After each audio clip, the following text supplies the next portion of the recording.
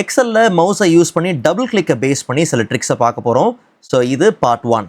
First உங்களுடைய menu ரிபனை நீங்கள் show R height பண்ணணும் அப்படிங்கிற பட்சத்தில் ஜஸ்ட் ஏதாவது ஒரு டேப்ல டபுள் கிளிக் பண்ணாலே போதும். ஹைட் பண்ணிக்கும் அண்ட் அதே மாதிரி டபுள் கிளிக் பண்ணி தாராளமாக நீங்கள் ஷோ பண்ண வச்சுக்கலாம். ரெண்டாவது ஃபார்மேட்டை காப்பி பண்ணக்கூடிய ஃபார்மேட் பெயிண்டர். ஆஸ் யூஷுவல் நார்மலாக நீங்கள் ஒரு கிளிக் பண்ணுறதுக்கு பதிலாக டபுள் கிளிக் பண்ணிட்டீங்கன்னா ஒரு வாட்டி நீங்கள் காப்பி பண்ண இந்த ஃபார்மேட்டை மல்டிபிள் டைம்ஸ் மல்டிபிள் ஷீட்ஸில் எத்தனை வாட்டி வேணாலும் நீங்கள் போயிட்டு என்ன பண்ணலாம், சேம் ஃபார்மேட் பெயிண்டர் ஆக்டிவாக இருக்கும் போதே நீங்கள் யூஸ் பண்ணிக்கலாம். ஸோ எந்த விதத்துலையும் பார்த்தீங்கன்னா உங்களுக்கு ஒரு வாட்டி அப்ளை பண்ண உடனே ஃபார்மேட் பெயிண்டர் அங்கேருந்து என்ன ஆகாது, லாஸ் ஆகாது.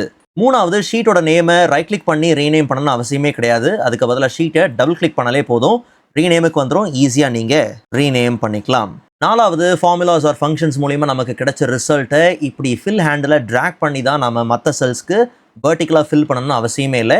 ஸோ இந்த வெர்டிக்கல் ஃபில்லை ரொம்ப சிம்பிளாக ஃபில் ஹேண்டில் டபுள் கிளிக் பண்ணாலே போதும், ஈஸியாக நமக்கு ரெஸ்ட் ஆஃப் த செல்ஸ்க்கு ஃபில் ஆகிடும்.